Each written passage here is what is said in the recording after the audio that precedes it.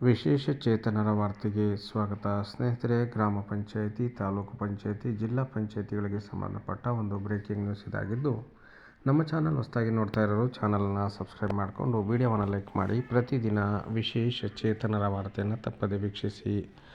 ಅವಧಿ ಮುಗಿಯಲಿರುವ ಗ್ರಾಮ ಪಂಚಾಯಿತಿಗಳಿಗೆ ಆಡಳಿತಾಧಿಕಾರಿಗಳನ್ನು ನೇಮಕ ಮಾಡುವ ಪ್ರಕ್ರಿಯೆಗೆ ಸರ್ಕಾರ ಚಾಲನೆ ಕೊಟ್ಟಿದೆ.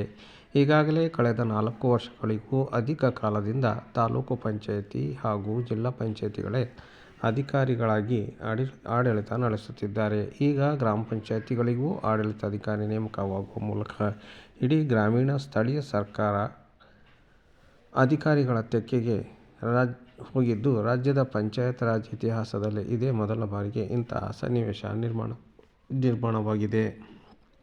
ಈ ವರ್ಷದ ಜನವರಿ ಅಂತ್ಯ ಮತ್ತು ಫೆಬ್ರವರಿಯಲ್ಲಿ ರಾಜ್ಯದ ಎಲ್ಲ ಗ್ರಾಮ ಪಂಚಾಯಿತಿಗಳು ಅಧಿಕಾರಾವಧಿ ಮುಗಿಯಲಿದ್ದು, ಸುಮಾರು 5,900 ಗ್ರಾಮ ಪಂಚಾಯಿತಿಗಳಿಗೆ ಆಡಳಿತಾಧಿಕಾರಿಗಳನ್ನು ನೇಮಕ ಮಾಡುವ ಸಂಬಂಧ ಸುತ್ತೋಲೆ ಹೊರಡಿಸಲಾಗಿದೆ. 2021ರ ಮೇ ತಿಂಗಳಲ್ಲಿ ಅವಧಿ ಮುಗಿದಿರುವ ಜಿಲ್ಲಾ ಪಂಚಾಯಿತಿ, ತಾಲೂಕು ಪಂಚಾಯಿತಿಗಳಲ್ಲಿ ಈಗಾಗಲೇ ಕಳೆದ 4 ವರ್ಷ 8 ತಿಂಗಳಿಂದ ಆಡಳಿತಾಧಿಕಾರಿಗಳೇ ಅಧಿಕಾರ ಚಲಾಯಿಸುತ್ತಿದ್ದಾರೆ. ರಾಜ್ಯದ 31 ಜಿಲ್ಲಾ ಪಂಚಾಯಿತಿ ಹಾಗೂ 239 ತಾಲೂಕು ಪಂಚಾಯಿತಿಗಳಿಗೆ ಸರ್ಕಾರ ಆಡಳಿತಾಧಿಕಾರಿಗಳನ್ನು ನೇಮಕ ಮಾಡಿದೆ. ಇತಿಹಾಸದಲ್ಲೇ ಇದೇ ಮೊದಲು. 2020ರ ಡಿಸೆಂಬರ್ನಲ್ಲಿ ಗ್ರಾಮ ಪಂಚಾಯಿತಿಗಳಿಗೆ ಚುನಾವಣೆ ನಡೆದಿತ್ತು. 2021ರಲ್ಲಿ ಅಧ್ಯಕ್ಷ, ಉಪಾಧ್ಯಕ್ಷರ ಆಯ್ಕೆ ನಡೆದಿತ್ತು. ಅದರಂತೆ 2026ರ ಜನವರಿ ಮತ್ತು ಫೆಬ್ರವರಿಗೆ ಎಲ್ಲ ಗ್ರಾಮ ಪಂಚಾಯಿತಿಗಳ ಅಧಿಕಾರಾವಧಿ ಮುಗಿಯಲಿದೆ. ಇವುಗಳಲ್ಲಿ 2026ರ 31ರ ಅವಧಿಗೆ ಸಾರ್ವತ್ರಿಕ ಚುನಾವಣೆಗಳು ನಡೆಯಬೇಕಿದೆ. ಚುನಾವಣೆ ನಡೆಯುವ ತನಕ ಆಡಳಿತಾಧಿಕಾರಿಗಳನ್ನು ನೇಮಕ ಮಾಡಲಾಗುತ್ತದೆ. ಅದೇ ರೀತಿ 2016ರಲ್ಲಿ ಚುನಾವಣೆ ನಡೆದು 2021ರ ಮೇ ತಿಂಗಳಲ್ಲಿ ಅವಧಿ ಮುಗಿದಿರುವ ಜಿಲ್ಲಾ ಪಂಚಾಯಿತಿ, ತಾಲೂಕು ಪಂಚಾಯಿತಿಗಳಿಗೆ ಆಡಳಿತಾಧಿಕಾರಿಗಳನ್ನು ನೇಮಕ ಮಾಡಲಾಗಿದೆ. ಈ ರೀತಿ ಸಂಪೂರ್ಣ ಪಂಚಾಯಿತಿಗಳ ಆಡಳಿತ ಅಧಿಕಾರಿಗಳ ಸುಪರ್ದಿಗೆ ಹೋಗಿರುವುದು ರಾಜ್ಯದ ಪಂಚಾಯತ್ ರಾಜ್ ಇತಿಹಾಸದಲ್ಲೇ ಇದೇ ಮೊದಲ ಬಾರು. 2005ರಲ್ಲಿ ತಾಲೂಕು ಪಂಚಾಯಿತಿ, ಜಿಲ್ಲಾ ಪಂಚಾಯಿತಿ ಚುನಾವಣೆಗಳು 7 ತಿಂಗಳು ವಿಳಂಬವಾಗಿದ್ದು, ಅದರ ಹಿಂದಿನ ಬಹುತೇಕ ಎಲ್ಲ ಚುನಾವಣೆಗಳು ಕಾಲಮಿತಿಯೊಳಗೆ ನಡೆದಿವೆ. 2026ರ ಮೇ ವರೆಗೆ ಜಿಲ್ಲಾ ಪಂಚಾಯಿತಿ, ತಾಲೂಕು ಪಂಚಾಯಿತಿಗೆ ಚುನಾವಣೆ ನಡೆಯದಿದ್ದರೆ ಇಡೀ ಒಂದು ಅವಧಿ ಅಂದರೆ 5 ವರ್ಷ ಚುನಾಯಿತ ಪ್ರತಿನಿಧಿಗಳಿಲ್ಲದೆ ಮುಗಿದು ಹೋಗಲಿದೆ. 1995ರಿಂದ ಇಲ್ಲಿವರೆಗೆ 6 ಅವಧಿಗೆ ಗ್ರಾಮ ಪಂಚಾಯಿತಿ ಚುನಾವಣೆಗಳು ನಡೆದಿದ್ದು, ಈಗ 7ನೇ ಅವಧಿಗೆ ಚುನಾವಣೆ ನಡೆಯಬೇಕಿದೆ. ಇದು ವಿಳಂಬವಾದರೆ ಇದು ಸಹ ಇತಿಹಾಸ ಪುಟ ಸೇರಲಿದೆ ಎಂದು ಹೇಳಲಾಗ್ತಾ ಇದೆ.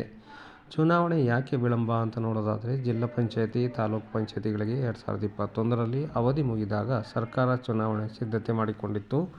ಕೋವಿಡ್-19ರ ಕಾರಣಕ್ಕೆ ಅದು ಸಾಧ್ಯವಾಗಲಿಲ್ಲ.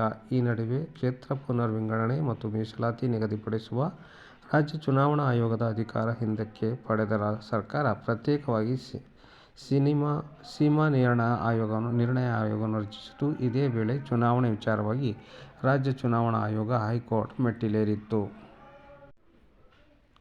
2.5 ವರ್ಷ ಕೋರ್ಟ್ನಲ್ಲಿ ಪ್ರಕರಣ ನಡೆಯಿತು. ಜಿಲ್ಲಾ ಪಂಚಾಯಿತಿ, ತಾಲೂಕು ಪಂಚಾಯಿತಿ ಕ್ಷೇತ್ರಗಳ ಗಡಿಗಳನ್ನು ಗುರುತಿಸಿ 2025ರ ಡಿಸೆಂಬರ್ 9ರಂದು ಅಧಿಸೂಚನೆ ಹೊರಡಿಸಲಾಗಿದ್ದು, ಅಂತಿಮ ಮೀಸಲಾತಿ ಪಟ್ಟಿಯನ್ನು ಚುನಾವಣಾ ಆಯೋಗಕ್ಕೆ ನೀಡುವಂತೆ ಡಿಸೆಂಬರ್ 12ಕ್ಕೆ ಹೈಕೋರ್ಟ್ ರಾಜ್ಯ ಸರ್ಕಾರಕ್ಕೆ ನಿರ್ದೇಶನ ನೀಡಿದೆ.